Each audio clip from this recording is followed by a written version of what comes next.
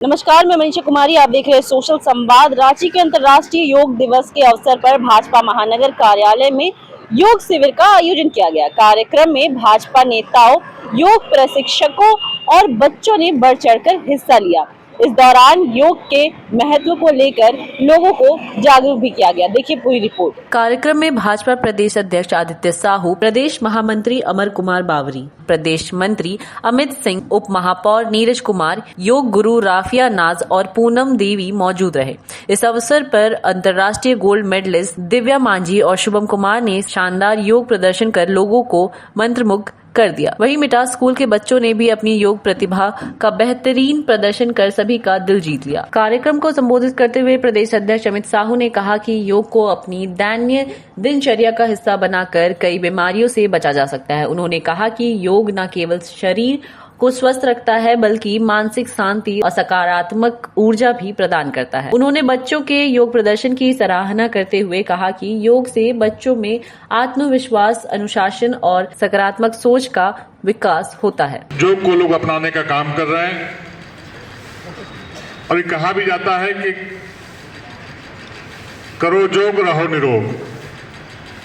और सामने हम लोग देखा भी है कि 2005 में जब बाबा रामदेव जी का जब योग शिविर मोराबादी के मैदान में जब आयोजित किया गया था एक सप्ताह के लिए, तो हम सभी लोग 5 बजे भोर प्रातः घर से चलकर आकर के उस शिविर में भाग लेने का काम करते थे। और तब के दिनों को मैं याद करता हूँ, एक व्यक्ति हैं, प्रिंसिपल हैं कॉलेज के, मैं नजदीक से देखा योग से क्या फायदा होता। वो बार बार दिन भर छींकते रहते थे और नाक से पानी चलते रहता था और आंख में मोटा चश्मा लगा हुआ था। बिना चश्मा का एक अक्षर नहीं पढ़ पाते थे। गैस की बीमारी होती रहती थी, तरह तरह की बीमारियां से ग्रसित थे। लेकिन मैं जो सामने से देखा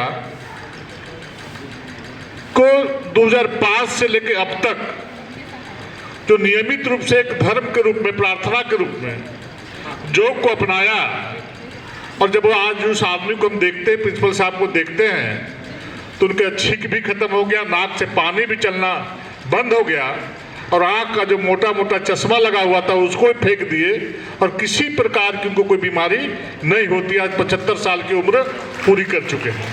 मैं सीधा उसका योग का प्रभाव देखा हूँ। मैं जब योग शुरू करने के लिए घर से निकला तो मुझे उस व्यक्ति की याद आ गई। हम लोग भी करना प्रारंभ किए लेकिन नियमित नहीं कर पाए।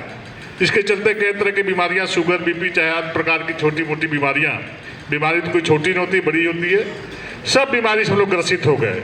अगर यदि उसको हम लोग ईश्वर का जैसे प्रत्येक दिन प्रार्थना करते हैं और योग को प्रार्थना का रूप मान करके हम लोग भी प्रत्येक दिन करते तो शायद हम लोग को भी आज किसी प्रकार की कोई बीमारी नहीं होती। इसलिए दुनिया के लोगों ने, देश के लोगों ने इसको अपनाने का काम किया है और देश के यशस्वी प्रधानमंत्री आदरणीय नरेंद्र मोदी जी ने इस योग को जो एक अभियान के रूप में लेने का काम किया और जो जागरूकता फैलाने की काम किया, हर लोगों को योग से जोड़ने के लिए प्रेरित करने का काम किया। आज भी प्रधानमंत्री नरेंद्र मोदी जी का जो दिनचर्या है उससे प्रथम दिन का शुरुआत वो करते हैं, योग से करते हैं। इसलिए वो कभी थकते नहीं हैं, कभी रुकते नहीं हैं। और आप लोग सभी देख रहे हैं 14 वर्षों से, 12 वर्षों से नजदीक से हम लोग देख रहे हैं कि एक दिन वो बीमार नहीं पड़े, एक दिन भी आराम नहीं किए हैं।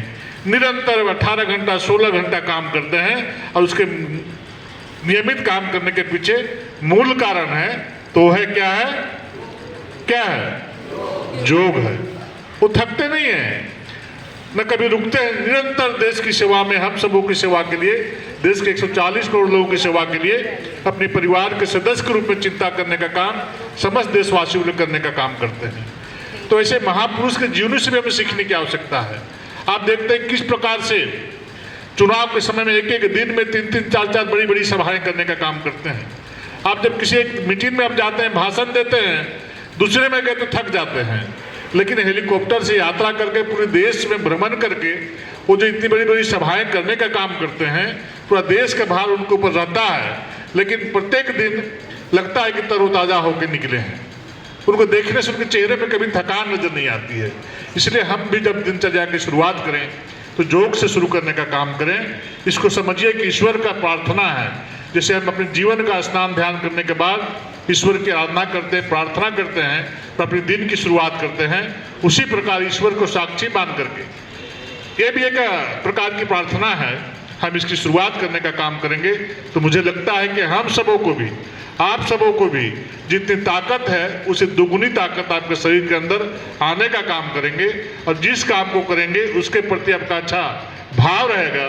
और मन में जो लोगों को, मन में जो नेगेटिविटी जो लोगों को छाने लगा है, हर चीज़ में नकारात्मक बातें ढूंढना, हर चीज़ में नकारात्मक बातें सोचना, हर काम को नेगेटिविटी के तौर पे ही लेना, मुझे लगता है उससे भी एक सकारात्मक सोच आता है। इसके लिए भी आवश्यक है कि भाग दौड़ की जिंदगी में हम सभी सामाजिक कार्यकर्ता हैं, हम दूसरे के लिए जीते हैं, दूसरे के सेवा के लिए हम हमेशा तत्पर रहने का काम करते हैं, रात दिन भाग दौड़ करने का काम करते हैं। ऐसे परिस्थिति में हम सबों के लिए योग आवश्यक है, हम सभी योग करें और निरोग रहने का काम करें।